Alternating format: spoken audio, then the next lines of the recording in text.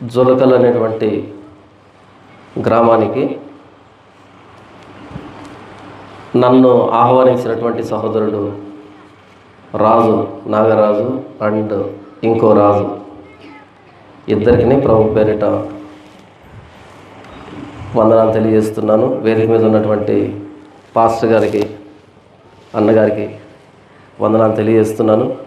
వాక్యం వినడానికి కూడా వచ్చిన మీ అందరికీ క్రీస్తు నామములో శుభాలు తెలియజేస్తున్నాను.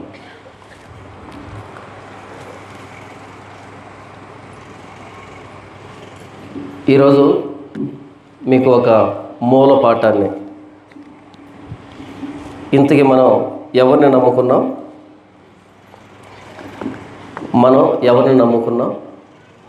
లేదా మన దేవుడు ఎవరు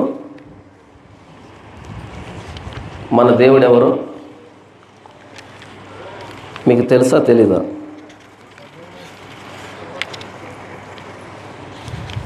మనం నమ్ముకున్నటువంటి దేవుడు ఎవరు అన్నది ఈరోజు నేను మీతో పంచుకుంటాను.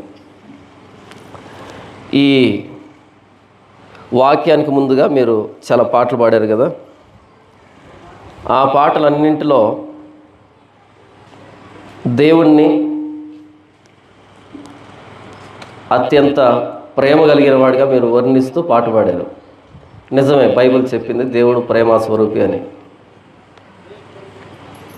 దయగలిగిన దేవుడని, జాలి కలిగిన దేవుడని, కరుణ గల దేవుడని, తండ్రిలాగా ఆదరిస్తాడని, తల్లిలాగా లాలిస్తాడని, ఇలా దేవుణ్ణి మనం మాట్లాడుకుంటున్నాం, పాడుతున్నాం, తప్పులేదు. అయితే మనం పట్టుకుని ఉన్నటువంటి బైబిల్ మీద ఒక పేరు ఉంటుంది. ఏముంటుంది? పరిశుద్ధ గ్రంథం అని ఉంటుంది. ఈ గ్రంథం ఉద్దేశం ఏంటంటే మనల్ని పరిశుద్ధులుగా చేయడం. మీ అందరి దగ్గర మొబైల్స్ ఉన్నాయా? ఒక్కసారి ఇంటర్నెట్ ఆన్ చేసి నేను చెప్పిందాక టైప్ చేయండి. మీకు ఒక విషయాన్ని చూపెడతాను. ఇంటర్నెట్ ఆన్ చేసి నేను చెప్పిందని టైప్ చేయండి. గూగుల్ క్రోమ్ ఉంటుంది కదా, సెర్చ్ బాక్స్ ఉంటుంది కదా, మోమాట పడుతున్నారా? నేను చెప్పింది టైప్ చేయండి. Holiness of God. Holiness of God. మీ ఎవరి దగ్గర మొబైల్స్ లేవా? Holiness of God. కొన్ని పేజీలు ఓపెన్ అయింటాయి మీకు. ఏ దేవుడి గురించి వచ్చింది? జస్ట్ టైటిల్స్లో ఏ దేవుడి గురించి వచ్చింది? గూగుల్ క్రోమ్ అంటే మొత్తం ప్రపంచంలో ఉన్న సమాచారం అంతా అందులో ఉంటుంది.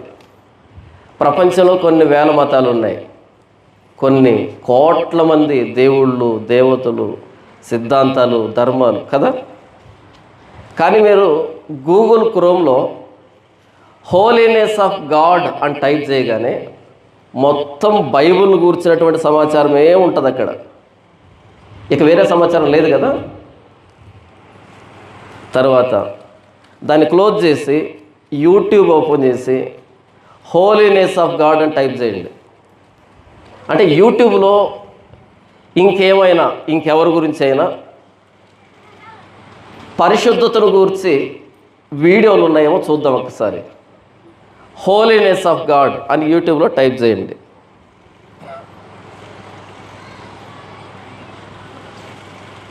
ఎవరిని కూర్చున్నటువంటి వీడియోలు ఉన్నాయి? అందరూ పాస్టర్లు కనిపిస్తారు కదా, అందరూ పాస్టర్లు కనిపిస్తారు. పాస్టర్ అంటే బైబిల్లో ఉన్నటువంటి దేవుణ్ణి గూర్చి, మన ప్రభు అయిన యేసుక్రీస్తు వారిని గూర్చినటువంటి ప్రసంగాలే ఉంటాయి. అదేంటి, ఇంత ప్రపంచంలో ఇన్ని మతాల మధ్య, ఇన్ని దేవుళ్ళ మధ్య హోలీనెస్ అంటే ఒక్క బైబిల్ను కూర్చున్నటువంటి సమాచారమే ఎందుకు చూపెడుతుంది గూగుల్ క్రోమ్ అనేది? హోలీనెస్ అంటే ఎందుకని పాస్టర్లే మాట్లాడుతున్నారు దాని గురించి, మిగిలినటువంటి ధర్మ ప్రబోధకులు ఎందుకు మాట్లాడటం లేదు?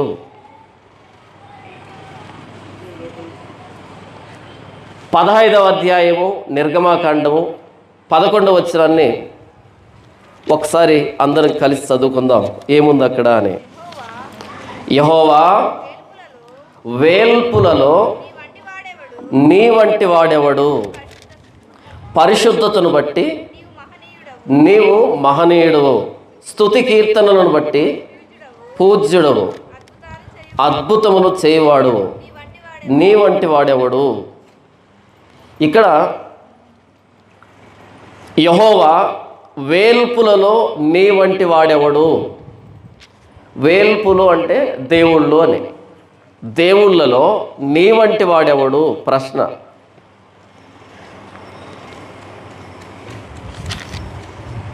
మిగిలినటువంటి దేవుళ్ళందరినీ మనం ఎవరిని విమర్శించటం లేదు.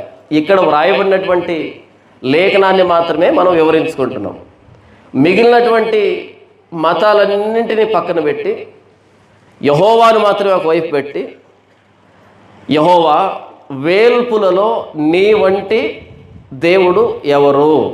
నీ వంటి వాడు ఎవడు? అంటే ఒక లక్షణం యెహోవాని మిగిలినటువంటి ఆ గుంపులో నుంచి ప్రత్యేకపరుస్తుంది. ఏంటి ఆ లక్షణం అంటే, పరిశుద్ధతను బట్టి నీవు మహనీయుడవు. ఏంటంట ఆయన లక్షణం? మిగిలినటువంటి మతాలతో, సిద్ధాంతాలతో, ధర్మాలతో, తత్వాలతో ఏమని పేరు పెట్టుకున్నా సరే వాటన్నింటి నుండి సైన్యములకు అధిపతి అయిన యెహోవాను వేరు చేసేటువంటి లక్షణం ఏంటి అంటే, పరిశుద్ధతను బట్టి నీవు మహనీయుడవు. పరిశుద్ధత. అందుకనే ఈ బైబిల్ మీద ఏమని ఉంటుందంటే పరిశుద్ధ గ్రంథము. ఎందుకు అంటే పరిశుద్ధుడైన దేవుని గురించి చెప్పినటువంటి గ్రంథం కాబట్టి, మనల్ని పరిశుద్ధులుగా మార్చడానికి మనకి ఇవ్వబడినటువంటి గ్రంథం కాబట్టి దీని మీద పరిశుద్ధ గ్రంథం అని ఉంటుంది. సమస్య ఏంటంటే మనం ఎవరిని నమ్ముకున్నామన్నది మనకు తెలియని కారణం చేత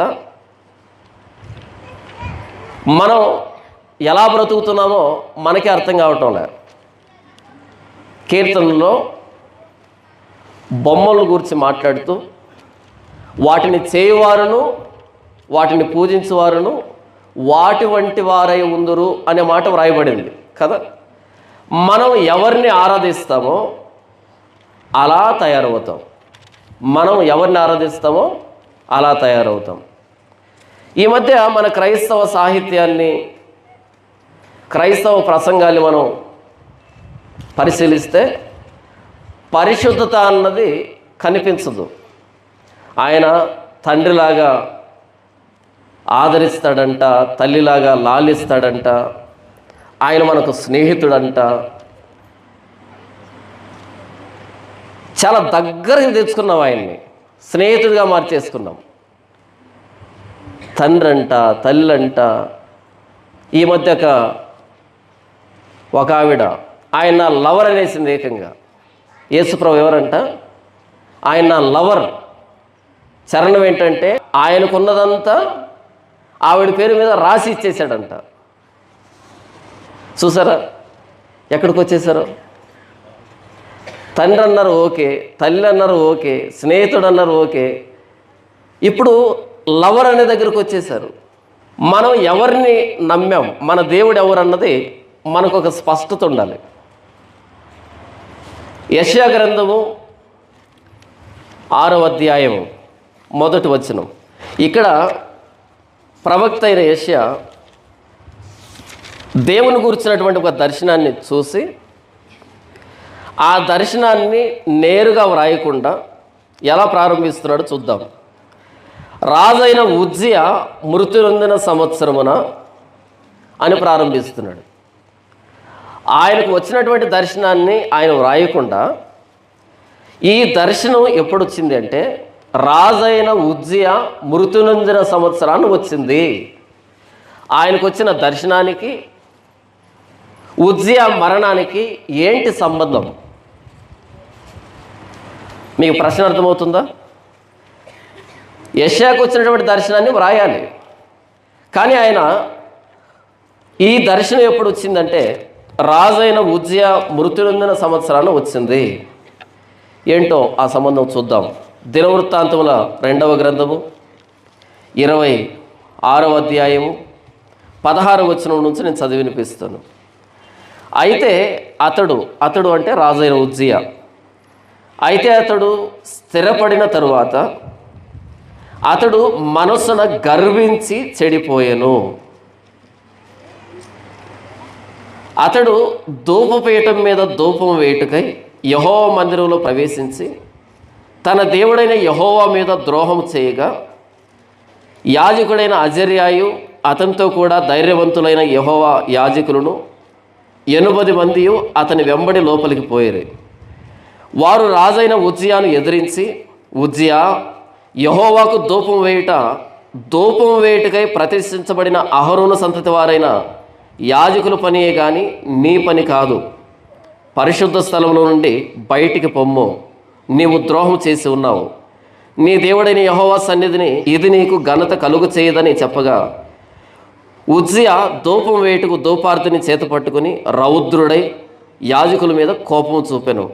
యెహోవా మందిరంలో ధూపపీఠం పక్క అతడు ఉండగా యాజకులు చూచుతూనే ఉన్నప్పుడు అతని నొసట కుష్ఠము పుట్టెను. చదవబడినటువంటి ఈ లేఖన భాగంలో రాజైన ఉజ్జియా 52 సంవత్సరాలు పరిపాలించాడు. యెరూషలేముని అద్భుతంగా పరిపాలించాడు.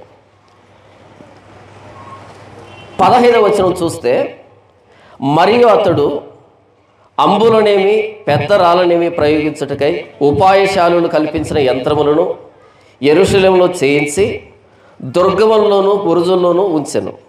అతడు స్థిరపడు వరకు అతనికి ఆశ్చర్యకరమైన సహాయం కలిగెను, కనుక అతని కీర్తి దూరముగా వ్యాపించెను. ఉజ్జియా స్థిరపడేంత వరకు అతనికి ఆశ్చర్యకరమైనటువంటి సహాయం కలిగింది. ఆశ్చర్యకరమైన సహాయం అంటే దేవుడే ఆ వ్యక్తిని స్థిరపరిచాడు అని. స్థిరపడేంత వరకు దేవుడు సహాయం చేశాడు. అతని కీర్తి చుట్టువైపులా వ్యాపించింది. 16వ వచనంలో, అయితే అతడు స్థిరపడిన తరువాత అతడు మనసున గర్వించి చెడిపోయాను. 15వ వచనం చివరిలో ఆయన స్థిరపడేంత వరకు దేవుడు సహాయం చేశాడు. ఆశ్చర్యకరమైన సహాయం అతనికి లభించింది. 16వ వచనంలో అతడు స్థిరపడిన తర్వాత మనసున గర్వించి చెడిపోయాడు. కాబట్టి అతనికి ఏమొచ్చిందంటే కుష్ఠరోగం వచ్చింది. ఆ కుష్ఠరోగం వచ్చేటప్పటికి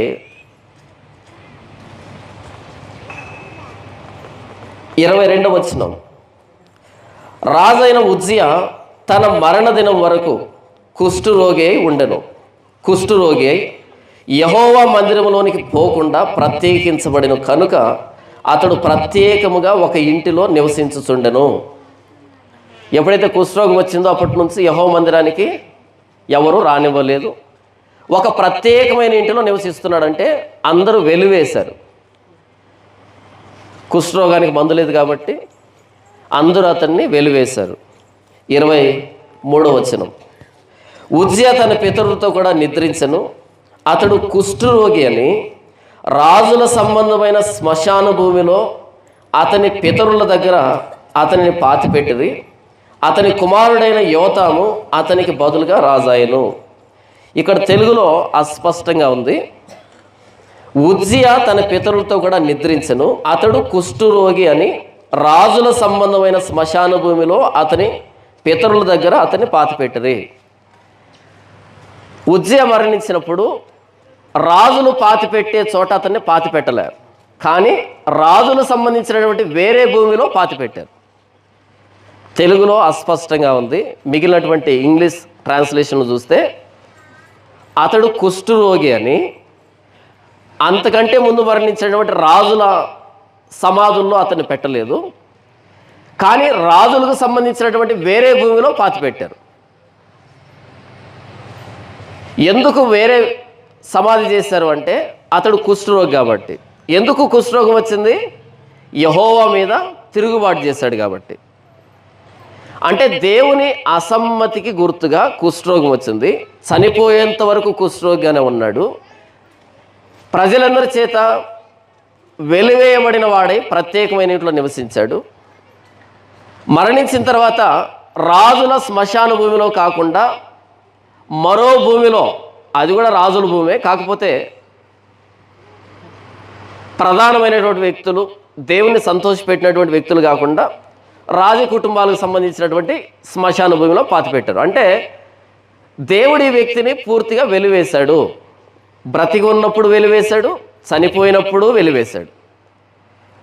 ఇంతకీ రాజైన ఉజ్జియా ఎందుకు మరణించాడు? దేవుని ఉగ్రత, దేవుని శాపం. దేవుడు ఆ వ్యక్తిని వెలివేశాడు. ఎందుకు దేవుడు ఉజ్జియాకి కుష్ఠరోగాన్ని ఇచ్చాడు? ఎందుకు ఇచ్చాడు? దేవుడు నియమించినటువంటి పద్ధతిని ఉల్లంఘించాడు. యెహోవా మందిరంలోనికి వెళ్ళి ధూపం వేయవలసింది అహరోను సంతానం. యెహోవా మందిరంలోనికి వెళ్ళి ధూపం వేయవలసినటువంటి పని అహరోను సంతానానికి దేవుడిచ్చాడు. మనకు తెలిసిందే కదా, ప్రత్యక్ష గుడారం 3 భాగాలుగా ఉంటుంది. మొదటి భాగం ఏంటి? అతి పరిశుద్ధ స్థలం. రెండవ భాగం పరిశుద్ధ స్థలం. మూడవ భాగం ఆవరణం. అతి పరిశుద్ధ స్థలంలోనికి సంవత్సరానికి ఒక్కసారి ప్రధాన యాజకుడు వెళ్తే, పరిశుద్ధ స్థలంలోనికి యాజకులు వెళ్తారు. ఆవరణంలో మిగిలినటువంటి లేవీ గోత్రం పనిచేస్తూ ఉంటుంది. లేవీ గోత్రంలోనే అహరోను ఉన్నాడు. అహరోను సంతానంలో ఒకడు ప్రధాన యాజకుడు, మిగిలిన వాళ్ళు యాజకులు. లేవీ గోత్రంలో మిగిలిన వ్యక్తులు పరిచారకులుగా ఆవరణంలో పనిచేస్తారు. ఇది దేవుడు పెట్టినటువంటి విధానం. కానీ ఉజ్జియా, నేను 52 సంవత్సరాలు యెరూషలేమును పరిపాలించాను కదా, చాలా గొప్పోడిని అయిపోయాను కదా, ఇంత గొప్ప రాజుని ఈ యాజకులు, ప్రధాన యాజకుడు లోపలికి రావద్దంటాడేంటి? ఈ మందిరం ఎవరి ఆధీనంలో ఉంది? నా ఆధీనంలో ఉంది. ఒక రాష్ట్రంలో దేవాలయాలు ఉంటాయి కదా, ఈ దేవాలయాలన్నిటి మీద ముఖ్యమంత్రి పెద్దగానే ఉంటాడు కదా కదా ఈ ముఖ్యమంత్రి ఆ దేవాలయంలోకి వెళ్ళేటప్పుడు ఆ ప్రధాన పూజారి రావద్దు అంటే మరుసటి రోజు ఆ వ్యక్తి ప్రధాన పూజారిగా ఉంటాడా? ఉండనిస్తారా? లేదు కదా. ఎందుకని? అసలు నిన్ను నియమించిందే నేను అనేటువంటి ఒక ఆలోచన ఉంటుంది కదా. మొత్తం రాష్ట్రం నా చేతిలో ఉంటుంది, నీవెవడివి నన్ను అడ్డగించడానికి అనేటువంటి ఒక ఆలోచన ఉంటుంది. మంచిది, ఉండొచ్చు. మిగిలినటువంటి ప్రపంచంలో, మిగిలినటువంటి మతాల్లో ఉండొచ్చు ఈ ఆలోచన. కానీ యెరూషలేములో ఈ ఆలోచన పనికిరాదు. ఎందుకు అంటే యెరూషలేము అన్నది డెమోక్రటిక్ కంట్రీ కాదు, అది ప్రజాస్వామ్య దేశం కాదు, అది theocratic country. Democracy, theocracy, autocracy. Democracy అంటే ప్రజలు ప్రధాన పాత్రను పోషిస్తారు, నాయకులను ఎన్నుకుంటారు. థియోక్రసీ అంటే దేవుడు చెప్పినట్టుగా నడవాలంతే, ప్రజల ఇష్టాయిష్టాలు ఏం పనిచేయవు, దేవుడు చెబుతాడు, దాని ప్రకారంగా నడవాలి. కాబట్టి యెరూషలేములో రాజైన ఉజ్జియా ఆ దేవాలయంలోకి వెళ్ళినప్పుడు ధూపం వేయడానికి యాజకులు అడ్డగించారు. అడ్డగిస్తే వారి మీద రౌద్రం చూపించి కోపగించుకొని వారిని ఖాతరు చేయకుండా లోపలికి వెళ్ళాడు, ధూపం వేశాడు.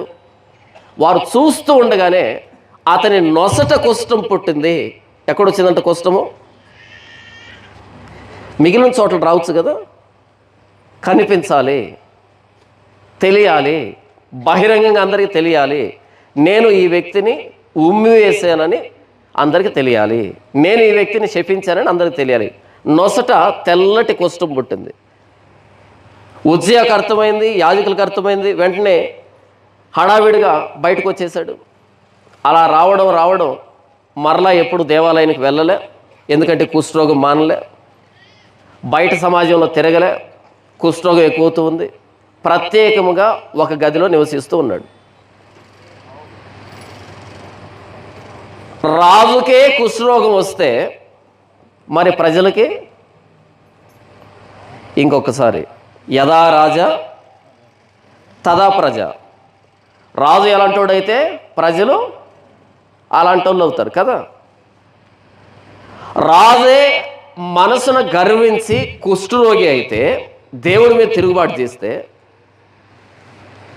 ద్వితీయోపదేశకాండం 17వ అధ్యాయం మీరు చూస్తే, నేను రెఫరెన్స్ చెప్పగానే వెంటనే వెళ్ళిపోతున్నారు. మీరేం చూడకండి, కొత్త విషయాలు చెప్పను, మీకు తెలిసిన విషయాల్ని అర్థం చేయిస్తున్నా అంతే.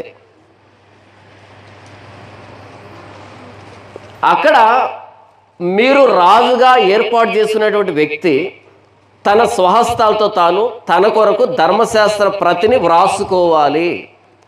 యాజకుని సమక్షంలో ఉన్నటువంటి ధర్మశాస్త్రాన్ని తన స్వహస్తాలతో తాను వ్రాసుకోవాలి. 17వ అధ్యాయంలో ఉంటుంది, ద్వితీయోపదేశకాండం. తర్వాత చదవండి. నన్ను దేవుడు రాజుగా అభిషేకించాడు అనుకుందాం. ఈ ధర్మశాస్త్రాన్ని ఆదికాండం నుండి ద్వితీయోపదేశకాండం చివరి వరకు ధర్మశాస్త్రాన్ని నేను రాసుకోవాలన్నా? నాకంత తీరిక ఉంటుందా? నాకంత ఖాళీగా ఉంటుందా? ఎవరు రాసి పెట్టాలి? మిగిలిన వాళ్ళు రాసి పెడతారు కదా. కాదు, నీవు రాజు అయితే ఇశ్రాయేలీయులకి, నాకు కాదు కదా. కాబట్టి నీవు కూర్చొని నీ స్వహస్తాలతో ఆ ధర్మశాస్త్ర ప్రతిని నీవే వ్రాసుకోవాలి. ప్రతిరోజు చదవాలి, నీ పిల్లలకు నేర్పించాలి. నీకు ధర్మశాస్త్రం తెలిస్తే రాజ్యంలో ధర్మశాస్త్ర పరిపాలన జరుగుతుంది. నీకు ధర్మశాస్త్రం తెలియకపోతే రాజ్యం ధర్మశాస్త్రానికి వ్యతిరేకంగా ఉంటుంది.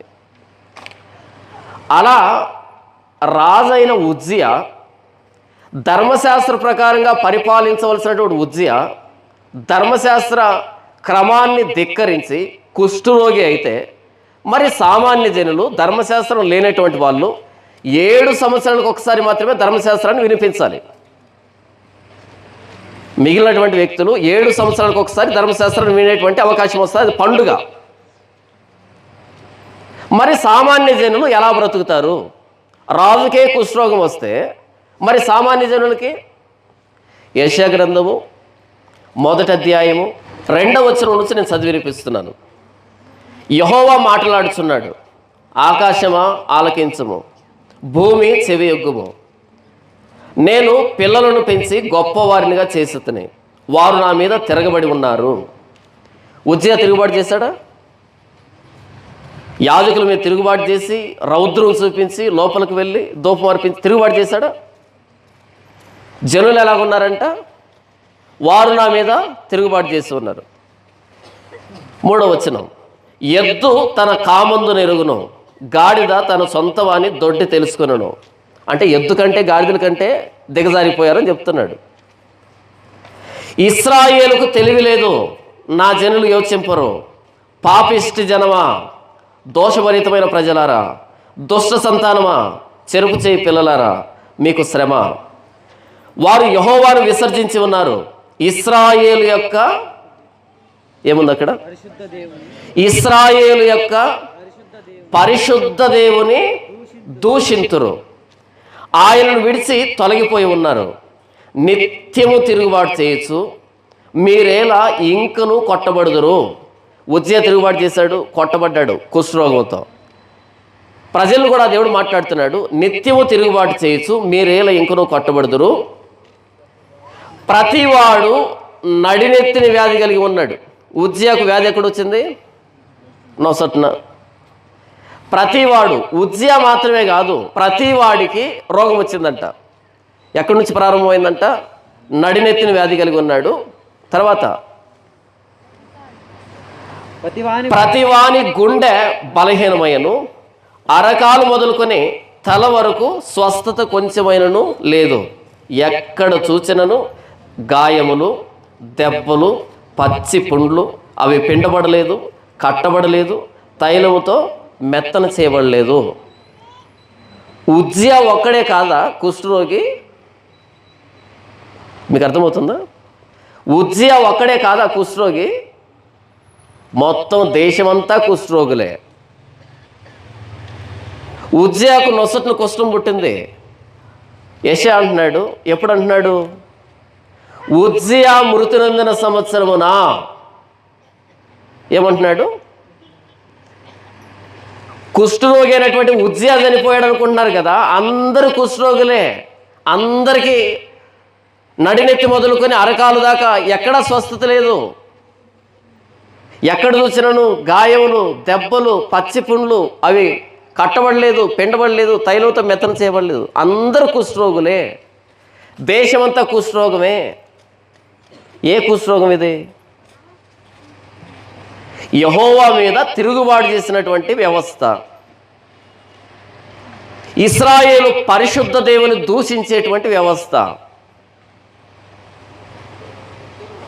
ఈ రెండు విషయాలు మనసులో పెట్టుకొని ఉజ్జియాని, మొత్తం దేశాన్ని, యథా రాజా తదా ప్రజ, వీరిరువురిని మనసులో పెట్టుకొని ఇప్పుడు యెషయా గ్రంథం 6వ అధ్యాయానికి వద్దాం.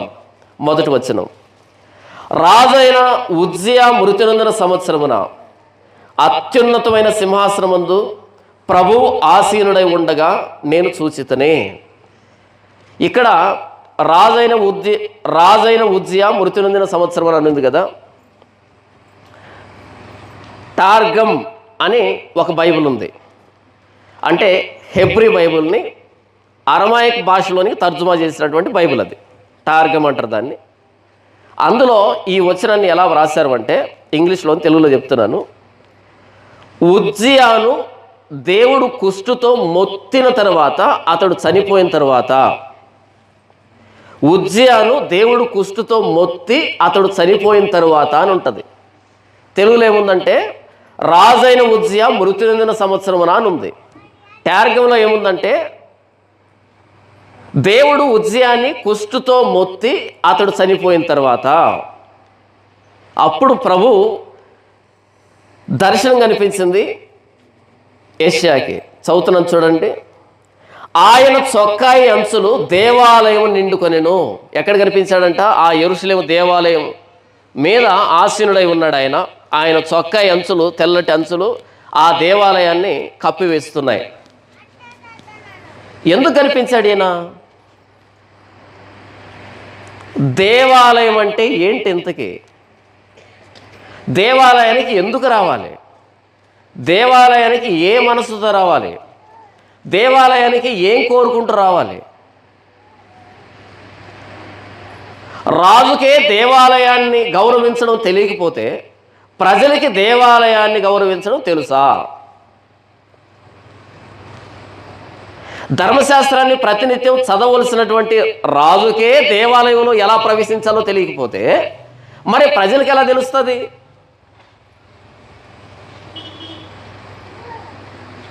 మీరు మొత్తం క్రైస్తవ్యాన్ని తిరగండి, ఒక్కొక్కరిని ఇంటర్వ్యూ చేయండి. మీరు యేసుప్రభువుని నమ్ముకున్నారా? నమ్ముకున్నామండి. ఎందుకు నమ్ముకున్నారు అని అడగండి. వచ్చే సమాధానాలు ఎలాగుంటాయంటే ఒక్కటి కూడా బైబిల్తో మ్యాచ్ కాదు. ఎందుకు వస్తున్నారో తెలియదు, ఎందుకు రమ్మంటున్నారో తెలియదు, ఏం అడుగుతున్నారో తెలియదు, మనం ఎవరిని నమ్ముకున్నామో తెలియదు.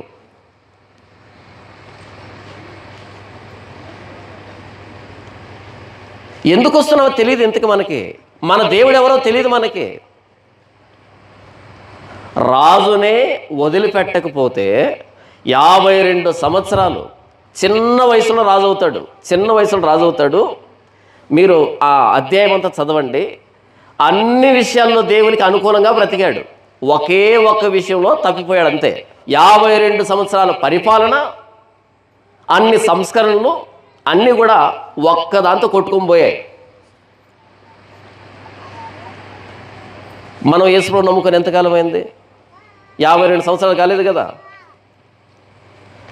ఇన్ని సంవత్సరాల్లో, ఇంత పరిపాలనలో ఒక్కసారే తప్పు చేశాడు ఆయన. ఆ ఒక్కసారికి విడిచిపెట్టాడా? రాజును వదిలిపెట్టాడా? మరి సామాన్య జనులను వదిలిపెడతాడా? వదిలిపెట్టాడు కదా. అందుకనే 586లో క్రీస్తుకు పూర్వం నెబుకద్నెజరుని పిలిపించి కత్తిచ్చి అందరినీ సొరకాయ కోసినట్టుగా కోపించాడు. సొరకాయని కోస్తాం మనం. సొరకాయని కోసేటప్పుడు చాలా కష్టంగా ఉంటుందా? అలా నరికించాడు. గంగ జాతరలో మేకపోతును బలిస్తారు చూసారా? అలా బలిచ్చాడు. 586 క్రీస్తుకు పూర్వం. చదవండి చరిత్రని. ఇశ్రాయేలు పరిశుద్ధ దేవుని దూషింతురు. ఎప్పుడు దూషించాం? అసలు ఆయన ఏం చెప్పాడో తెలియకపోతే మనం ప్రవర్తించే ప్రతి ప్రవర్తన దూషణ అవుతుంది. నీ దేవుని మందిరానికి పోవునప్పుడు ఏం చూసుకుంటావు? దశం భాగం తెచ్చావో లేదో చూసుకో అని ఉందమ్మా. నీ దేవుని మందిరానికి పోయేటప్పుడు దశం భాగం తీసుకొస్తున్నావా లేదా అని అన్నాడా? అనలేదు కదా. ఈరోజు అదే దశం భాగం ఏ ప్రవక్త అడగలే, అపోస్తలులు అడగలే, యేసు ప్రభు అడగలే. అన్న ఉంది కదా అన్న, సందర్భాలు వేరే, నాకంత సమయం లేదు, మనం మాట్లాడుకుంటున్న అంశం వేరే. నీ దేవుని మందిరానికి పోవునప్పుడు నీ ప్రవర్తన జాగ్రత్తగా చూసుకో అంటే ఈరోజు ప్రవర్తన లేదు. మొత్తం ఉద్దేశాలు మారిపోయాయి. ఎందుకు వస్తున్నారు, ఎందుకు పోతున్నారు, ఎవరిని నమ్ముకున్నాం? మనం గతంలో నమ్ముకున్నటువంటి దేవుళ్ళు ఉంటే మనం అడుగుతాం ఆయన్ని, నాకు పాలన కావాలా, ఇవి జరిగితే నేను ఇది ఇస్తానని. ఈ దేవుడు మనం ముందు నమ్ముకున్నటువంటి లాంటి ఆయన కాదేనా? నేను చెప్పాను కదా, డెమోక్రసీ, ఆటోక్రసీ, థియోక్రసీ అంటే నిన్ను అడగడు ఆయన ఏం కావాలని, మనం ఏం చేయాలో ఆయన చెప్తాడు అంతే. వారు ఇశ్రాయేలు పరిశుద్ధ దేవుని దూషింతురు అంటే ఆయన ఏర్పాటు చేసినటువంటి విధానంలోనే ఆయన దగ్గరికి వెళ్ళాలి తప్ప మన ఉద్దేశాలతో వెళ్తే కుష్ఠరోగం వస్తుంది, చస్తాం. మనం దేవునికి ప్రార్థన చేస్తున్నామంటే ఈ ప్రార్థన ఆయనకు అంగీకారమా కాదా అన్నటువంటి స్పృహ మనకు ఉండొద్దా? అడుగుడి, ఏం అడగమన్నాడు? ఇక చదవరు, అక్కడి నుంచి ఫుల్ స్టాప్ పెట్టుకుంటారు. అక్కడ అయిపోయింది ఆ సందర్భం. అడుగుడి మీకు ఇవ్వండి అంటే అయిపోయింది ఆ సందర్భం. ఏం అడగమన్నాడు? దానికంటే ముందు అధ్యాయం,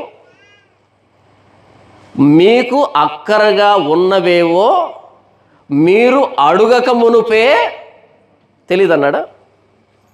మీ పరలోకపు తండ్రికి తెలుసు నా అక్కర్లేంటో నా తండ్రికి తెలుసు. మరి నేను ప్రార్థన చేయొద్దా? చెయ్యాలి. దేనికోసం చేయాలి? మొదట ఆయన రాజ్యమును ఆయన నీతిని వెతకాలి. అంటే ప్రార్థన ఎలా చేయాలో కూడా మనకు తెలియటంలే. ఉపవాస ప్రార్థనలు పెట్టుకుంటాం, విజ్ఞాపన ప్రార్థనలు పెట్టుకుంటాం, విచిత్రమైన ప్రార్థనలు వచ్చాయి. అన్నింటి ఉద్దేశం ఒక్కటే, ఎంత ఏడిపిస్తే అంత డబ్బు ఇస్తారు వీళ్ళు. వాళ్ళని ఎంత ఇన్వాల్వ్ చేస్తే ప్రార్థనలోను చర్చిలోను అంత డబ్బు వచ్చేస్తుంది. ఏం అడగాలంట? ఉపవాసంతో అడిగితే పిల్లలు పుడతారంట.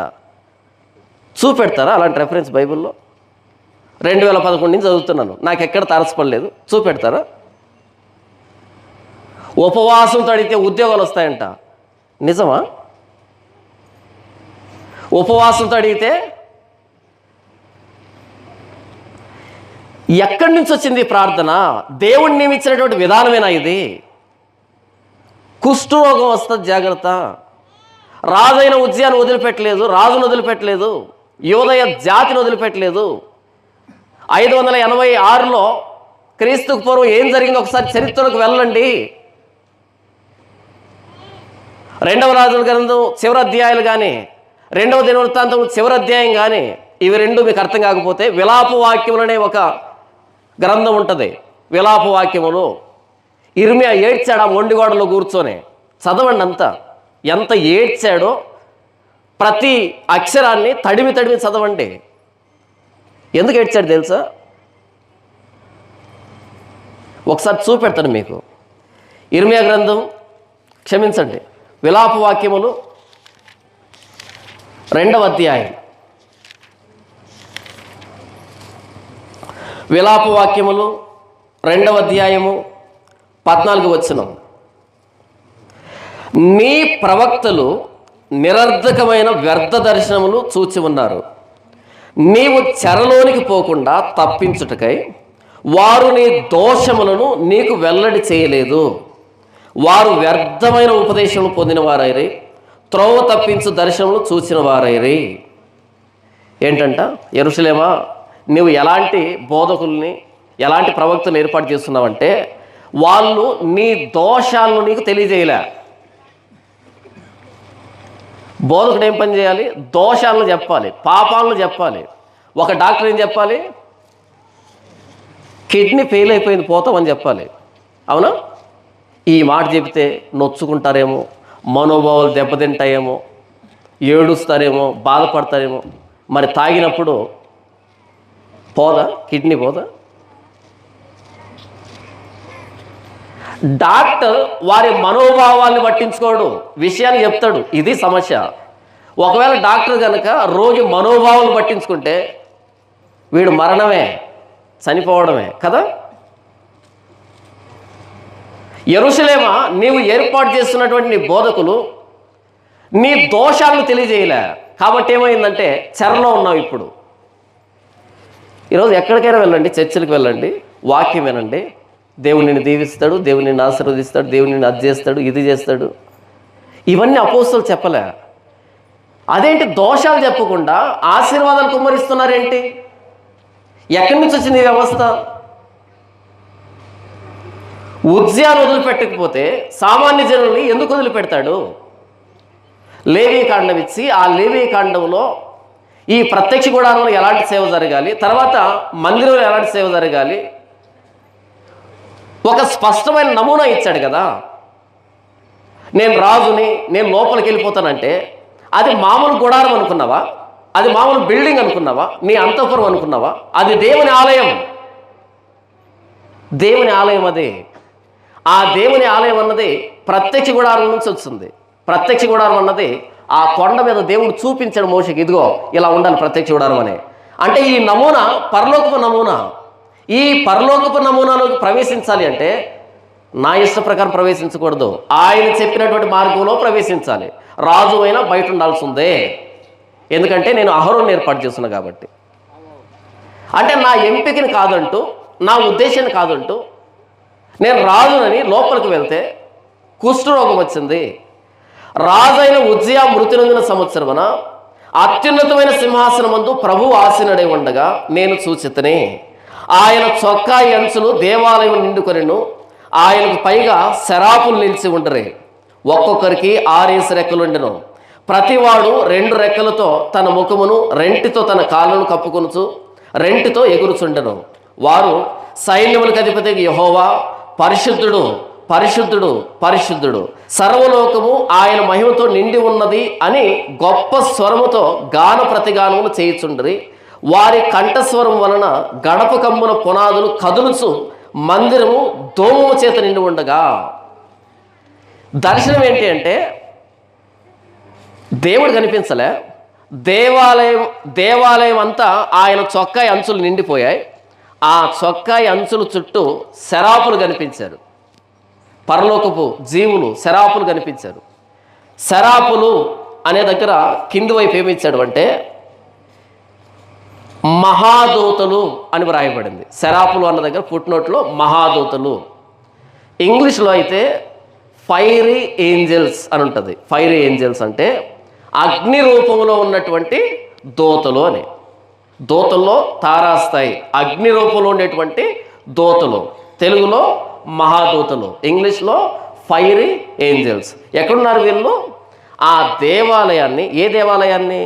ఉజ్జియా అపవిత్రపరిచినటువంటి ఆ దేవాలయం మీద దేవుని సింహాసనం, ఆయన చొక్కా అంచులు ఆ మందిరాన్ని ఆవరించి ఉంటే ఆ దేవాలయం చుట్టూ, చొక్కా అంచు చుట్టూ శరాపులు కనిపిస్తున్నారు. శరాపులు అంటే అగ్నిజ్వాలలాగా దగదగ మండిపోతున్నారు వాళ్ళు. మహాదూతలు, దూతల్లో తారాస్థాయి వాళ్ళు.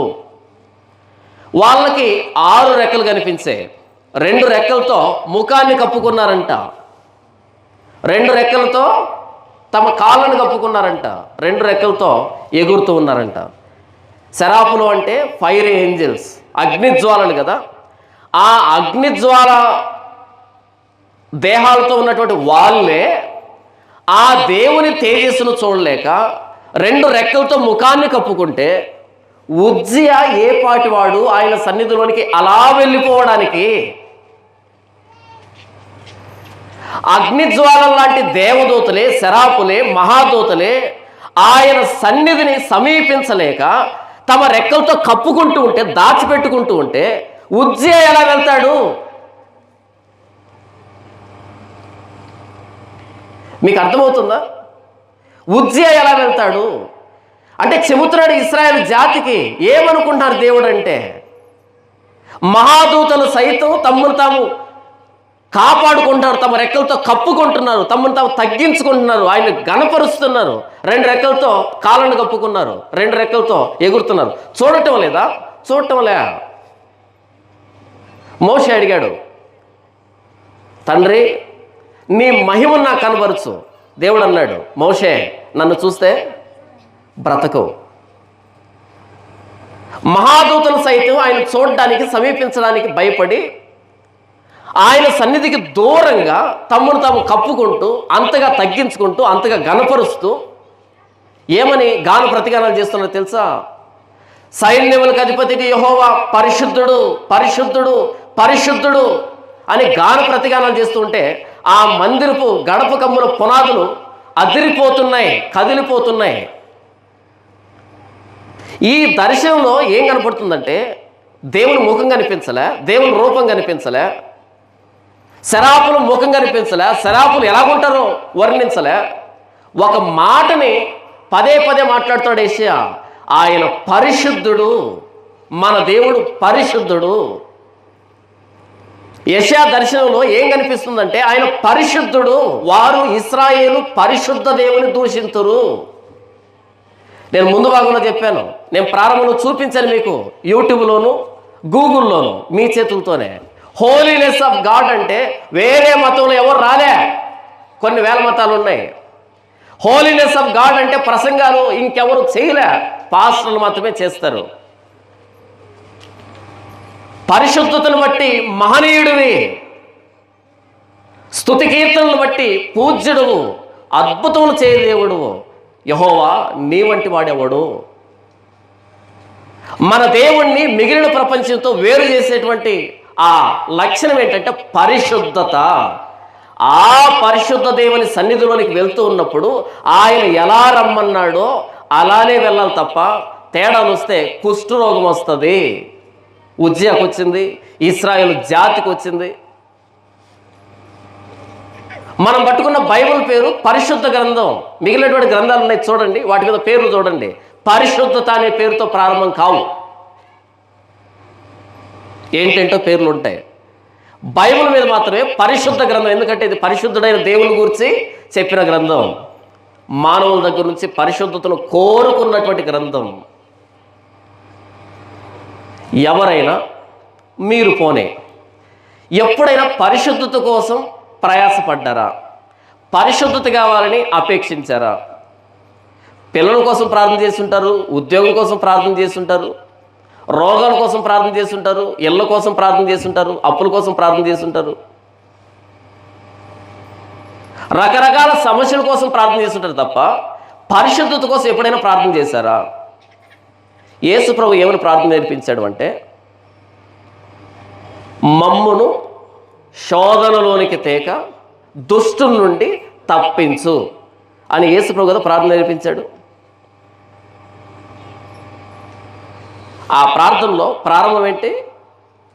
పరలోకమందున మా తండ్రి, నీ నామం పరిశుద్ధపరచబడును గాక. ప్రారంభం ఎలాగుందో చూసారా? నీ నామం పరిశుద్ధపరచబడును గాక. మనం ప్రార్థన చేస్తున్న దేవుడు పరిశుద్ధుడు అని చెప్పాడు. ఎప్పుడు మనం పట్టించుకోలేదు కదా దాన్ని. నీ రాజ్యం వచ్చును గాక, నీ చిత్తం పరలోకమందు నెరవేర్చున్నట్టు భూమి మీద నెరవేరును గాక. తర్వాత ఎట్టా? మా అనుదిన ఆహారము మాకు దయచేయము. తర్వాత మమ్మల్ని శోధనలోని తేక తప్పించు. తర్వాత రాజ్యం, మహిమ, ఘనత, ప్రభావం కదా. పైన 3 వదిలిపెట్టాం, కింద 3 వదిలిపెట్టాం. ఆ మధ్యలో మా అనుదిన ఆహారం మాకు దయచేయము. ఇదే ఇక క్రైస్తవం అంతా. మా అనుదిన ఆహారం అనే దాంట్లో అక్కడ పిల్లలు వస్తారు, ఇళ్ళు వస్తాయి, ఉద్యోగాలు వస్తాయి, అన్నీ వస్తాయి. ప్రార్థన అంటే ఏంటి? పైన 3 తీసేయడం, కింద 3 తీసేయడం, ఆ మధ్యలో మానుదిన ఆహారం మాకు దయచేయము అనే దాన్ని పట్టుకొని మొత్తం ప్రార్థనలు అనేవి భ్రష్టు పట్టించేశారు అంతే. కుష్ఠరోగులు, అందరి కుష్టే, కుష్ఠరోగం.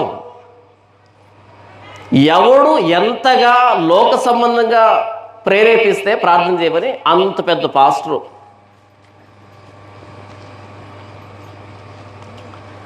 ఈయన ప్రార్థన చేస్తుంటాడు. ఈ ప్రార్థనలో ఏకీభవించే వాళ్ళందరి మీదకి ఆత్మ దిగుతూ ఉంటాడు. ఏది? టీవీలోంచి ప్రార్థన చేస్తూ ఉంటే. ఎక్కడిది వ్యవహారం అంతా? నీ నామం పరిశుద్ధపరచబడును గాక అంటే ఆయన పరిశుద్ధుడనిగా చెప్తూ ఉన్నది. ఎంతమంది పరిశుద్ధత కోసం ప్రభువుని ఆశ్రయిస్తున్నాం? యేసు ప్రభు 5,000 మంది పురుషులు కూర్చోబెట్టి భోజనం పెట్టాడు. మొత్తం లెక్కేసుకుంటే 12,000 మంది. మరో సందర్భంలో 4,000 మందిని కూర్చోబెట్టి భోజనం పెట్టాడు. మరి ఇంతమందికి ఎలాంటి ఆహార వస్తువులు లేకుండా, ఎలాంటి సరఫరా లేకుండా భోజనం పెట్టే సామర్థ్యం కలిగిన యేసు ప్రభు శిలువ మీద ఎందుకు ప్రాణం పెట్టాలి?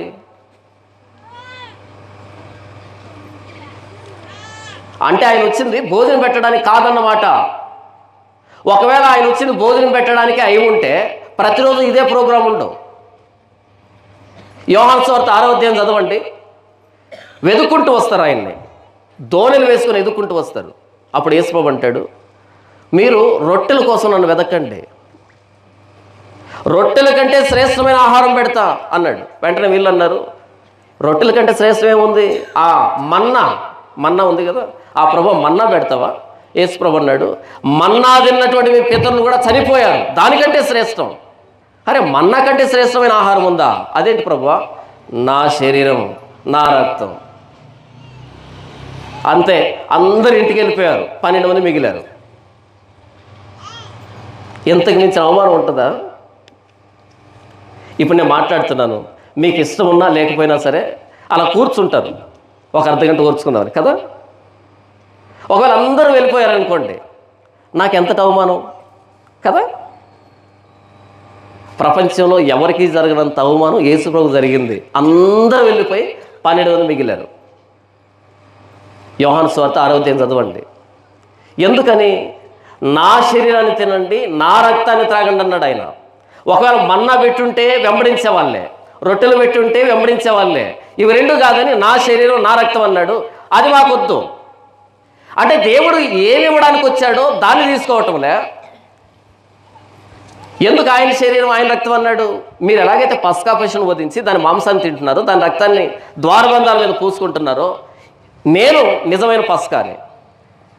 నా శరీరాన్ని తినండి, నా రక్తాన్ని త్రాగండి, అప్పుడు మీరు నిత్య జీవం కలిగిన వారు అవుతారు. నిత్య జీవం వస్తుందంటే నిత్య జీవం మాకొద్దు, భూ సంబంధమైన జీవమే కావాలి మాకు. యేసు ప్రభు వచ్చిన భోజనం పెట్టడానికి అయి ఉంటే దాన్ని పెడుతూ ఉండు ఆయన, వేరే ప్రసంగం ఉండదు. యేసు ప్రభు చనిపోయిన వారిని తిరిగి లేపాడు. ఎవరిని? చనిపోయిన వారిని తిరిగి లేపాడు. మరి ఇంత సామర్థ్యం ఉంటే అదే పని మీద ఉండొచ్చుగా. ఆయన ఎందుకు సిలువలో ప్రాణం పెట్టాలి? అంటే ఆయన వచ్చింది చనిపోయిన వారిని లేపడానికి కాదు.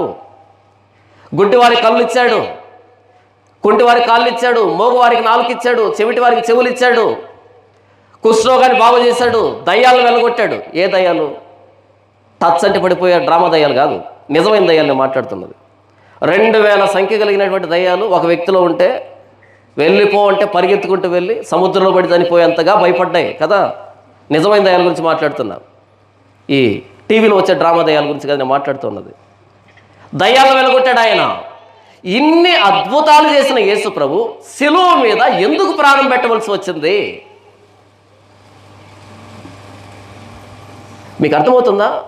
శిలువకు వెళ్ళే దారిలో ఇవన్నీ చేశాడు తప్ప శిలువలో దేన్ని చేయలే.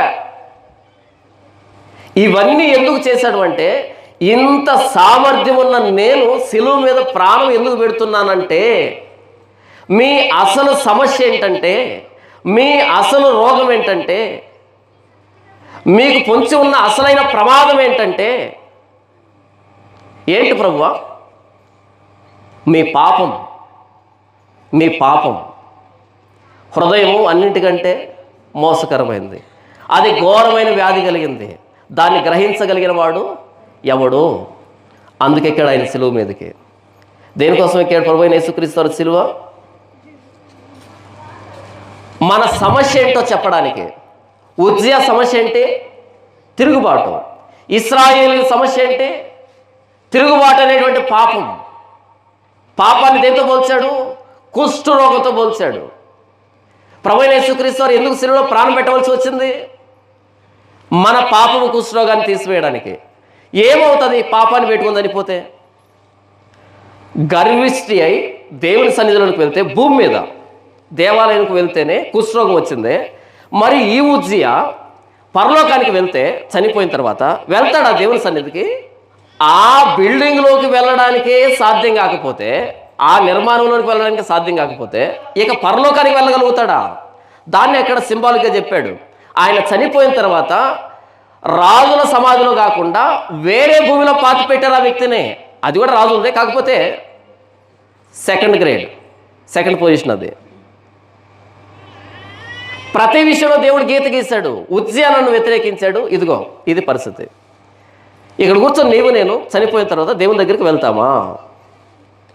మన సమస్య ఏంటి? మన సమస్య మనకు అర్థం కాకుండా, మనం ఎవరిని నమ్ముకున్నామో మనకు తెలియకుండా, మనం ఏ గ్రంథాన్ని పట్టుకున్నామో మనకు తెలియకుండా, అసలు మిగిలిన ప్రపంచానికి మనకి ప్రత్యేకత ఏంటో తెలియకుండా క్రైస్తవం అయిపోయాం. చర్చికి వచ్చేసాం, పాటలు పాడుతున్నాం, ఆరాధన చేస్తున్నాం, ఏదో ఒక ఆనవాయితీగా వెళ్తున్నాం తప్ప ఆ మహాదూతలు, ఆ అగ్నిజ్వాలల లాంటి దేవదూతలు తమ్మును తాము దాచిపెట్టుకున్నారు. ఎంత భయంకరమైన దర్శనం! దీని గురించి అపోస్తలుడైన యోహాను 12వ అధ్యాయము 40-41 వచనాల్లో ఏం మాట్లాడుతున్నాడో చూద్దాం. వారు కన్నులతో చూసే, ఇది మీకు అర్థం కావడానికి యెషయా గ్రంథం 6వ అధ్యాయం అది చదివితే ఇక్కడ మీకు అర్థమవుతుంది. యెషయా గ్రంథం 6వ అధ్యాయము 10వ వచనం చూడండి. వారు కన్నులతో చూసి, చెవులతో విని, హృదయంతో గ్రహించి, మనసు మార్చుకొని స్వస్థత పొందకపోవునట్లు ఈ జనుల హృదయము క్రొవ్వ చేసి, వారి చెవులు మందపరిచి, వారి కన్నులు మూయించుమని చెప్పాను. ఇక్కడ కొంచెం వివరణించి నేను అక్కడికి వెళ్ళిపోతాను. దేవుడు ఏమంటున్నాడు? ఇశ్రాయేలు దగ్గరికి వెళ్ళి వారి కన్నులు తెరిచేటట్టుగా, వారి చెవులు తెరవబడేటట్టుగా, హృదయం గ్రహించేటట్టుగా, మనసు మారేటట్టుగా వారికి ప్రకటించు అంటున్నాడా? లేకపోతే కన్నులు మూసుకొనిపోయేటట్టుగా ప్రకటించంటున్నాడా? చెవులు మూసుకొనిపోయేటట్టుగా ప్రకటించంటున్నాడా? మనసు మారకుండా ప్రకటించంటున్నాడా? ఒకసారి చదవండి 10వ వచనం. వారు కన్నులతో చూచి, చెవులతో విని, హృదయంతో గ్రహించి, మనసు మార్చుకొని స్వస్థత పొందకపోవనట్లు ఈ జనుల హృదయం క్రొవ్వ చేసి, వారి చెవులు మందపరిచి, వారి కన్నులు మూయించుమని చెప్పిన. అది ప్రకటన. దేవుడు ఇలా కూడా మాట్లాడతాడా? ప్రకటన ఏంటంట? వారు మారకూడదు, మార్పు రాకూడదు, అలా ప్రకటన చేయి. మనం ఏమనుకున్నాం?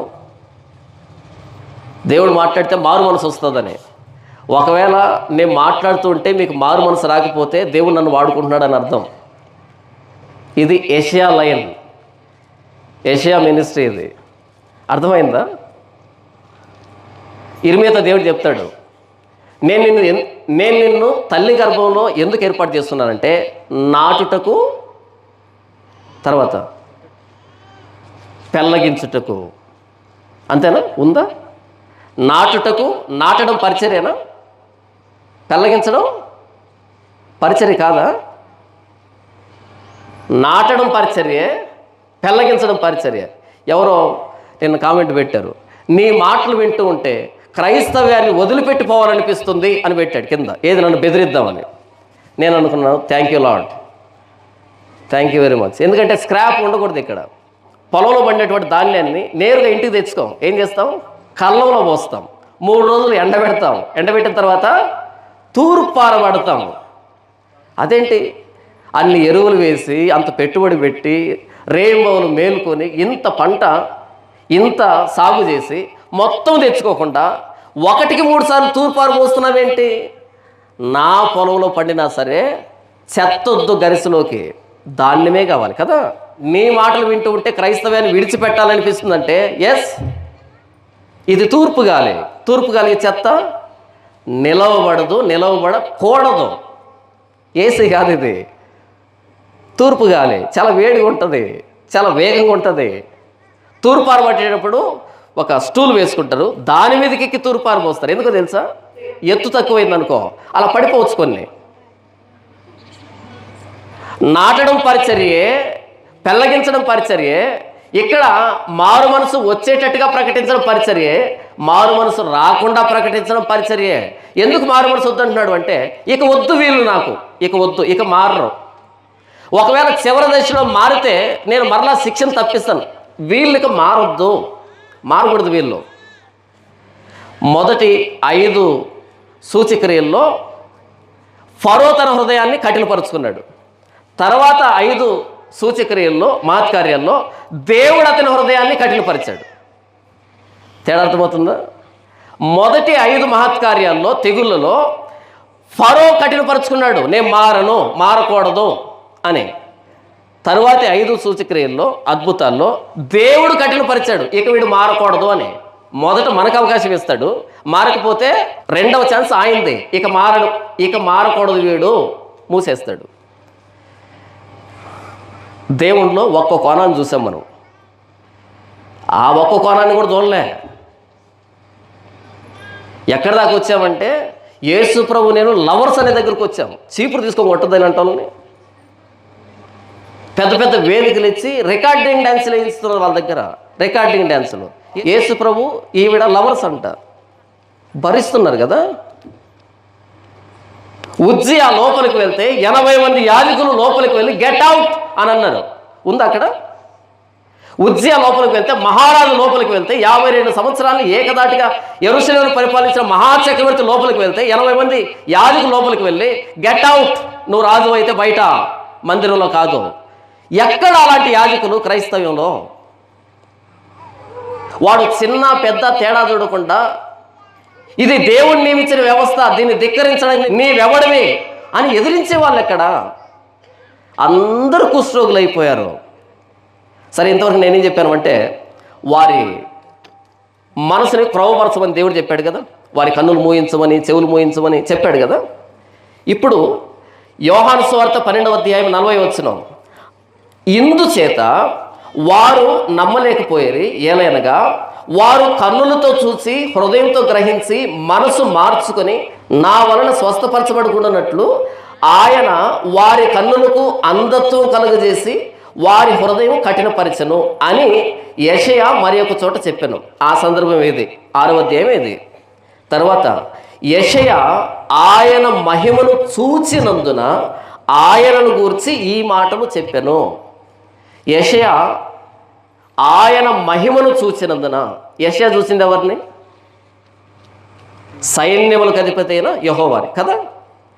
ఆ దర్శనంలో ఆయన చొక్కాయి అంచులు దేవాలయం నిండుకుంటే అగ్నిజ్వాల లాంటి శరాపులు ఆయన చుట్టూ, ఆయన చూడలేక, ఏది ఆ వస్త్రంలో నుండి వస్తున్నటువంటి వెలుగును చూడలేక, ఆ వస్త్రాన్ని ఆయన సమీపించలేక తమ కన్నుల్ని, తమ శరీరాన్ని కప్పుకుంటూ పరిశుద్ధుడని గాన ప్రతిగానాలు చేస్తున్నారు కదా.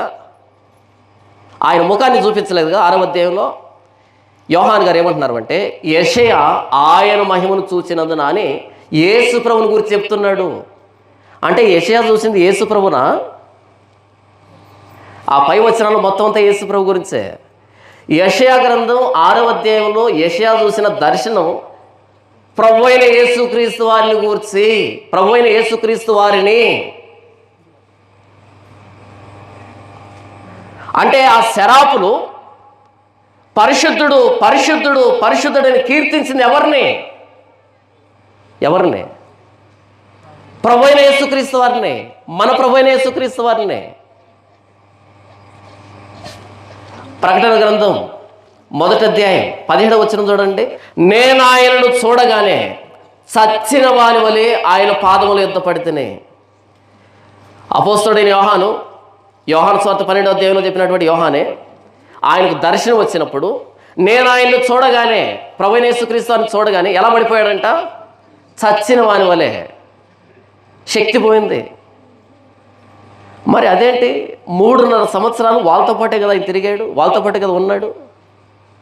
వీళ్ళు తగిలారు, వీళ్ళు మాట్లాడారు, ఆయనతో పాటు తిరిగారు, తిన్నారు, సాధారణ వ్యక్తిలాగా సంచరించాడు. ఎందుకు అంటే ఆయన మహిమని పక్కన పెట్టాడు. 3.5 సంవత్సరం ఆయన ప్రభావాన్ని పక్కన పెట్టాడు. ఆయన అదే ప్రభావంతో తిరిగితే ఎవరు ఉండరు. నేను ఆయన చూడగానే చచ్చిన వాని వలె పడిపోతుని. ఆయన ప్రభావంతో తిరిగితే ఎవరు ఉండరు. కనుక అదే పౌలు అంటాడు, ఆయన దేవునితో సమానముగా ఉండుట విడిచిపెట్టకూడని భాగ్యమని ఎంచుకొనక మొత్తం అంతటిని విడిచిపెట్టాడు, రిక్తుడుగా చేసుకున్నాడంట. మానవాకారం, అందులో దాసుని స్వరూపం, అందులో దయనీయమైనటువంటి మరణం, శిలువ మరణం. తన్ను తానే రిక్తుడుగా, తనకు తానే ఖాళీ చేసుకున్నాడు, తనకు తానుగానే ఆ ప్రభావాన్ని పక్కన పెట్టాడు, మనలాంటి వాడయ్యాడు. యెషయా గ్రంథం 6వ అధ్యాయంలో చూసింది ప్రభు అయిన యేసుక్రీస్తు వారిని. ప్రవక్త అయిన యెషయా అంటే ఉజ్జియా ఎవరి సన్నిధిలోకి వెళ్ళాడు? ఉజ్జియా ఎవరి సన్నిధిలోకి వెళ్ళాడు? ప్రభు అయిన యేసుక్రీస్తు వారి సన్నిధిలోకి వెళ్ళాడు. అంటే అతి పరిశుద్ధ స్థలంలో ఉండేది ప్రభు అయిన యేసుక్రీస్తు వారా? అతి పరిశుద్ధ స్థలంలో ఉన్నది ప్రభు అయిన యేసుక్రీస్తు వారా? మరి అంతే కదా. ఆయన సన్నిధిలోకి వెళ్తే ఆయన ఒప్పుకోలే, కుష్ఠరోగం వచ్చింది. ఈరోజు ఆ యేసు ప్రభుని గురించి మనం పాడుతున్న పాటలు ఏంటి, మనం చేస్తున్న ప్రార్థన ఏంటి, మనం వస్తున్న విధానం ఏంటి, ఆయన నమ్ముకున్నటువంటి పద్ధతి ఏంటి, అసలు ఆయన సన్నిధిలో ఎలా ప్రవర్తిస్తున్నాం? కొని తెచ్చుకుంటున్నాం కదా, కొని తెచ్చుకుంటున్నాం. చావుని, మరణాన్ని, నాశనాన్ని కొని తెచ్చుకుంటున్నాం. తిమోతికి రాసిన మొదటి పత్రిక 6వ అధ్యాయం 16 వచనం, సమీపింపరాని తేజస్సులో ఆయన మాత్రమే వసించుచు అమరత్వం గలవాడై ఉన్నాడు. మనుషులను ఎవడును ఆయనను చూడలేదు, ఎవడును చూడనేరడు. ఆయనకు ఘనతయు శాశ్వతమైన ప్రభావమును కలిగి ఉండును గాక, ఆమేన్ అంటున్నాడు. ఇంతకు ఎవరి గురించి మాట్లాడుతున్నాడు ఈయన? చూడండి 11వ వచనం నుంచి, దైవజనుడా నీవైతే వీటిని విసర్జించి నీతిని, భక్తిని, విశ్వాసమును, ప్రేమను, ఓర్పును, సాత్వికమును సంపాదించుకున్నట్టుకు ప్రయాసపడము. విశ్వాస సంబంధమైన మంచి పోరాటం పోరాడము. నిత్య జీవమును చేపట్టము. దాన్ని పొందుటకు నీవు పిలువబడి అనేక సాక్షుల ఎదుట మంచి ఒప్పుకుంటువి. సమస్తమునకు జీవాధారకుడైన దేవుని ఎదుటను పొంతి పిలాతునొద్ద ధైర్యముగా ఒప్పుకొని సాక్ష్యం ఇచ్చిన క్రీస్తు యేసు ఎదుటను మన ప్రభు అయిన యేసుక్రీస్తు ప్రత్యక్షముకు వరకు నీవు నిష్కలంకముగాను అనింద్యముగాను ఈ ఆజ్ఞను గైకొనవలనని నీకు ఆజ్ఞాపించుతున్నాను. శ్రీమంతుడును అద్వితీయుడునకు సర్వాధిపతి యుక్త కాలమునందు తన ప్రత్యక్షత కనపరచును. ఆ సర్వాధిపతి రాజులకు రాజును, ప్రభువులకు ప్రభువునై ఉన్నాడు. ఎవరి గురించి మాట్లాడుతున్నాడు ఇక్కడ? ప్రకటన గ్రంథంలో ప్రభు అయిన యేసుక్రీస్తు వారి పేరు రాజులకు రాజు, ప్రభువులకు ప్రభువు అని ఉంటుంది. సమీపించరాని తేజస్సులో ఆయన మాత్రమే వసించుచు ప్రభు అయిన యేసుక్రీస్తు వారిని గురించి, పితరులు వీరివారు శరీరమును బట్టి క్రీస్తు వీరిలో పుట్టెను. ఈయన సర్వాధికారి అయిన దేవుడై ఉండి నిరంతరము స్తోత్రార్హుడై ఉన్నాడు. ఆమేన్. శరీరాన్ని బట్టి క్రీస్తు యూదులో పుట్టాడు. మనలాంటి శరీరంలో వచ్చాడు ఆయన శిలువ మీద ప్రాణం పెట్టడానికి. ఆయన నిజ స్వరూపం ఏంటంటే ఆయన సర్వాధికారి అయిన దేవుడై ఉండి నిరంతరము స్తోత్రార్హుడు. అదే కదా యెషయా గ్రంథం 6వ అధ్యాయంలో సైన్యములకు అధిపతిగా యెహోవా పరిశుద్ధుడు, పరిశుద్ధుడు, పరిశుద్ధుడని గాన ప్రతిగానాలు చేస్తున్నారు కదా. నిరంతరం పరిశుద్ధుడు, పరిశుద్ధుడు, పరిశుద్ధుడని గాన ప్రతిగానాలు చేయబడుతున్నటువంటి దేవుడు మన ప్రభు అయిన యేసుక్రీస్తు వారు. ఉజ్జియాను వదిలిపెట్టలైనా, ఇశ్రాయేలు జాతిని వదిలిపెట్టలైనా. ఈరోజు నీవు నేను మనకై మనం పరీక్షించుకుందాం. మనం నమ్ముకున్న దేవుడు ఎవరు? ఎందుకు ఆయన అంత నిస్సహాయుడిగా ప్రాణం పెట్టవలసి వచ్చింది? యెషయా గ్రంథం 6వ అధ్యాయంలో పరిశుద్ధుడు, పరిశుద్ధుడు అని గాన ప్రతిగానాలు చేశారు కదా. కొరింథీయులకు రాసిన 2వ పత్రిక 5వ అధ్యాయము 21వ వచనంలో అపోస్తలుడైన పౌలు ఏమంటున్నాడు చూడండి. ఎందుకనగా మనము ఆయన యందు దేవుని నీతి ఎగునట్లు పాపం ఎరుగని ఆయనను మన కోసం పాపముగా చేసెను. ఎందుకనగా మనము ఆయన యందు దేవుని నీతి అగునట్లుగా, మనం నీతిమంతులు కావాలి అంటే పాపము ఎరుగని ఆయనను మన కోసం పాపముగా చేసెను. యెషయా గ్రంథం 6వ అధ్యాయంలో పరిశుద్ధుడు పరిశుద్ధుడు పరిశుద్ధుడని గాన ప్రతిగానాలు చేయబడినటువంటి ఆ ప్రభువైన యేసుక్రీస్తు వారు ఎలా మారిపోయాడంట? పాపముగా చేయబడ్డాడంట, పాపముగా చేయబడ్డాడంట. ఎందుకని? మన అసలు సమస్య పాపం. పాపంతో పరలోకంలో ప్రవేశించలేము. అనారోగ్యంతో చనిపోయామనుకో పరలోకం వెళ్తామా? అనారోగ్యంతో చనిపోతే పరలోకం వెళ్తామా? దరిద్రుడైన లాజరు కురుపులతో చనిపోయాడు. చనిపోగానే దేవదూతల చేత అబ్రహాము రొమ్మును ఆనుకున్నట్టు కొనిపోబడిను కదా. ఎందుకు చెప్పాడు యేసుప్రభు ఆ సందర్భాన్ని? రోగం మీకు సమస్యే కాదు అని. కానీ మనం చర్చికి వస్తుంది రోగం కోసమే కదా. రోగం సమస్యే కాదని. అపోస్తుల్లో ఎంతమందికి పెళ్ళైంది? చాలామంది ఫోన్ చేస్తారు నాకు, అన్న నా పెళ్లి కోసం ప్రార్థన చేయండి అని. అపోస్తుల్లో ఎంతమంది పెళ్ళైంది? పెళ్ళే కాకపోతే పిల్లలు పుడతారా? కానీ వాళ్ళు ఎప్పుడు పెళ్లి కోసం ప్రార్థన చేసుకోలే, పిల్లల కోసం ప్రార్థన చేసుకోలే. ఈరోజు ప్రార్థనలన్నీ అవే. అపోస్తులకి ఉద్యోగం ఏంటి? దేశ దిమ్మరులు అయ్యారు కదా స్వార్థ పట్టుకొని. మనం ఉద్యోగం కోసం ప్రార్థన. మామూలుగా ప్రార్థన చేస్తే ఆయన ప్రార్థన ఆలకించట్లేదని ఉపవాసం ఉండి ప్రార్థన. ఉపవాసం ఉండి ప్రార్థన చేస్తే గ్యాస్ ట్రబుల్ వస్తుంది. ఏమొస్తుంది? అరే ఎవరు పెట్టారు ఇవన్నీ? 50 రోజుల ఉపవాస ప్రార్థన అంట. ఎంత అన్యాయమో తెలుసా ఇది? 50 రోజుల ఉపవాస ప్రార్థన. మీరు ఇంటికి వెళ్ళిన తర్వాత రేపు టెస్ట్ చేయండి నేను చెప్పినటువంటి మాటల్ని. రేపు ఉదయాన్నే టిఫిన్ తినకండి. ఉదయాన్నే మీరు ఏం చేస్తారంటే వెయింగ్ మెషిన్ తీసుకొని దాని మీదకి ఎక్కండి. ఎంత అని రాసుకోండి పేపర్లో, ఎన్ని కేజీలు ఎన్ని గ్రాములు అని రాసుకోండి. టిఫిన్ తినకండి, మధ్యాహ్నం భోజనం తినకండి, సాయంకాలం భోజనం తినకండి. పడుకునే ముందు ఇంకొకసారి వెయింగ్ మెషిన్ మీద ఎక్కండి. ఎంత తేడా వచ్చిందో రాసుకోండి. రెండో రోజు మరలా వెయింగ్ మెషిన్ మీద ఎక్కండి, సాయంకాలం మరలా చూసుకోండి. మూడో రోజు ఎక్కడానికి మీరు నిలవబడడానికి కూడా శక్తి ఉండదు కదా. మూడో రోజు ఎక్కడానికి కూడా ఏమి ఉండదు. ఈ నడుము కింద కాళ్ళు ఉన్నాయో లేదో కూడా అనుమానం వస్తుంది మనకి. అంత నీరసం వచ్చేస్తుంది కదా. అంతగా చిక్కిపోతాము, నీరసం వస్తుంది, కళ్ళు ఎక్కడికో వెళ్ళిపోతాయి కదా. ఎక్కడో ఉంటాయి కళ్ళు. చూడగానే మనం టిఫిన్ మానేయగానే మధ్యాహ్నం చూసిన వాళ్ళు ఏంటి అలా అయిపోయిన ముఖం అంటారు కదా. కానీ 50 రోజుల ఉపవాస ప్రార్థన పెడుతున్నటువంటి అయ్యగారు అమ్మగారిని మొదటి రోజు చూడండి. 50 రోజుల ఉపవాస ప్రార్థనలో ప్రారంభ రోజు చూడండి. ఎంత అందంగా మేకప్ వేసుకొని పుష్టిగా ఉంటారో 50వ రోజు చూడండి, ఏమాత్రం చెక్కు చెదరరు. ఇది కదా అద్భుతం అంటే. కానీ ఈ 50 రోజుల ప్రార్థనలో పాల్గొన్నటువంటి విశ్వాసులు ఉంటారే, అందరికీ గ్యాస్ ట్రబుల్. అడగండి, మీకు అర్థమైంది నేను చెప్పింది? అందరికీ గ్యాస్ ట్రబుల్. గ్యాస్ ట్రబుల్ లేని వాళ్ళు కూడా గ్యాస్ ట్రబుల్ వస్తుంది. 2 రోజులు భోజనం మానేయండి, గ్యాస్ ట్రబుల్ వచ్చేస్తుంది. అంతే, సిస్టమ్ దెబ్బతినిపోతుంది. అదేంటి? వీళ్ళు కూడా 50 రోజులు ఉపవాస ప్రార్థన చేశారు. వీళ్ళకి మాత్రం మేకప్ ఏమాత్రం చెదరలే, కానీ వీళ్ళకి మాత్రం సర్వరోగాలు వచ్చేసాయి. నేనేం చెప్తున్నాను అంటే, ఏది మన సమస్య? దేనికోసం ప్రార్థన? ఎందుకోసం ప్రార్థన? మన సమస్య మనం నమ్ముకున్న దేవుడు పరిశుద్ధుడు, అది వచ్చిన సమస్య. మనం నమ్ముకున్న దేవుడు పరిశుద్ధుడు, అది మన సమస్య. ఆయన సన్నిధికి అనాలోచనగా వెళ్తే ఊరకోడు, అపవిత్రంగా వెళ్తే ఊరకోడు.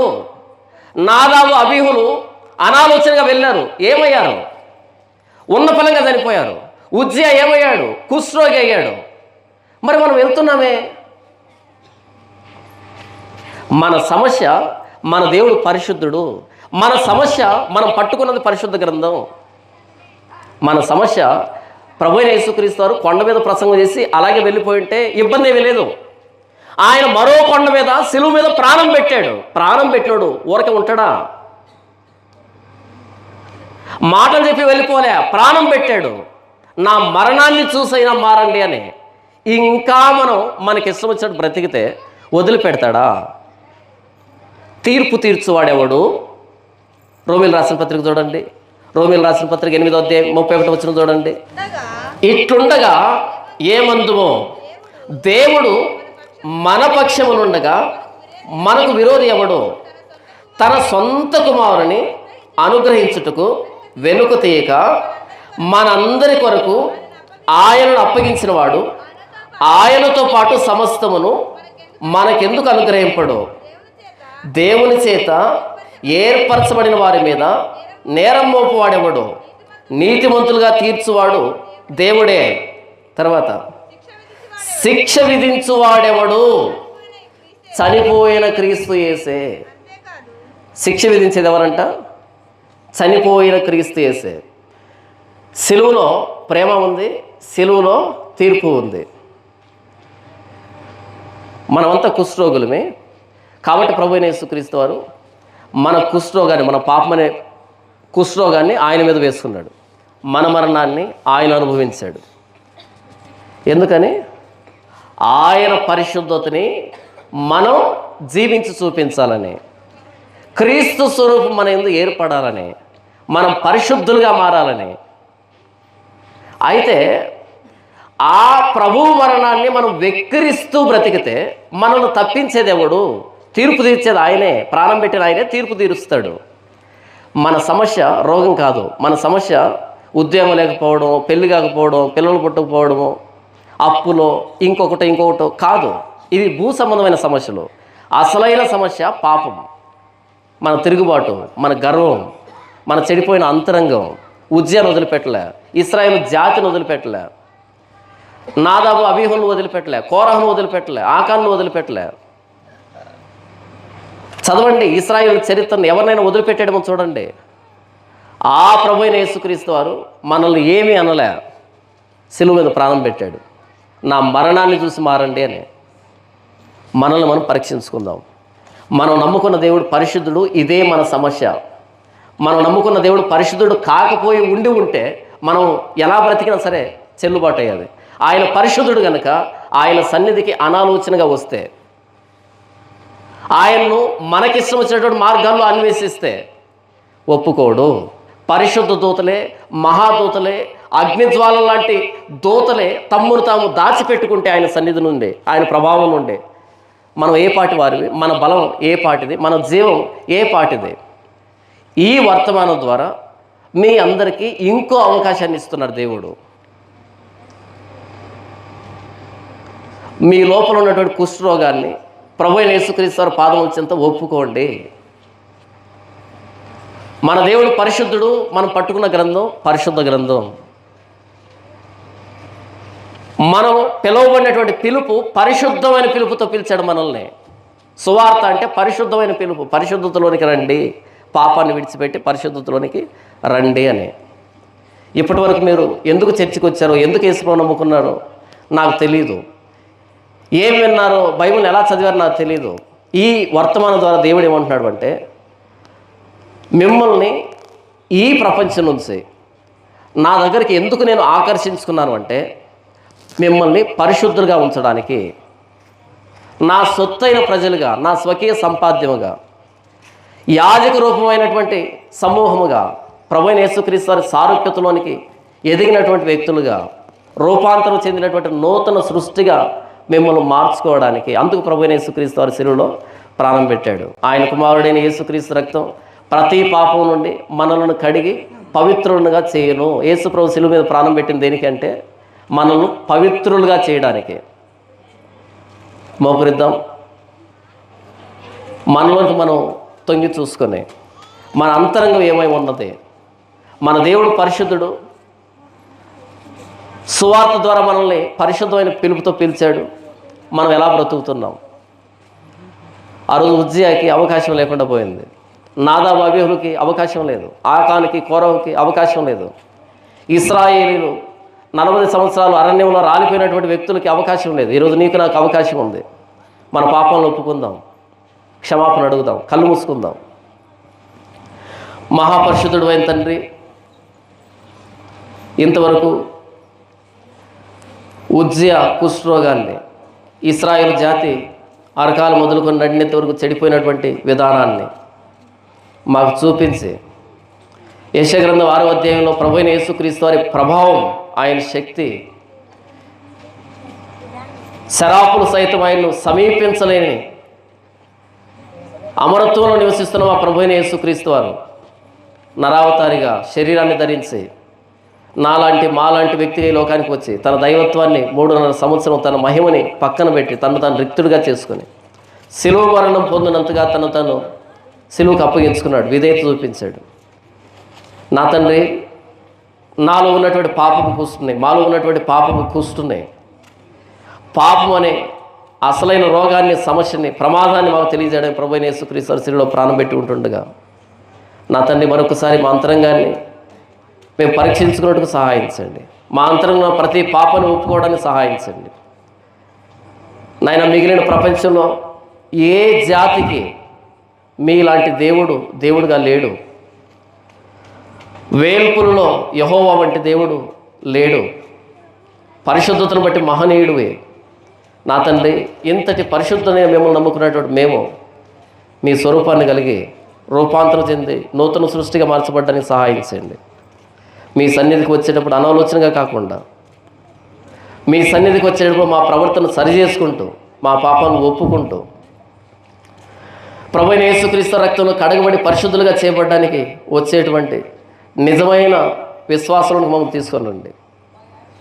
ఉజ్జియా లాంటి కుష్ఠరోగం మాకు రాకుండా, ప్రభువైన యేసుక్రీస్తు వారి దగ్గరికి అనేక మంది కుష్ఠరోగులు వచ్చి తమ కుష్ఠను పోగొట్టుకున్నారు, శుద్ధులయ్యారు. నా తండ్రి, మా పాపం అనే కుష్ఠరోగాన్ని మా ప్రభువైన యేసుక్రీస్తు వారి శిలువలో పోగొట్టుకోవడానికి మాకు సహాయం చేయమని ఈ వాక్యము మాలో ఫలింపులోని తీసుకురండి. మరొకసారి ఈ సంఘాన్ని దీవించి ఆశీర్వదించమని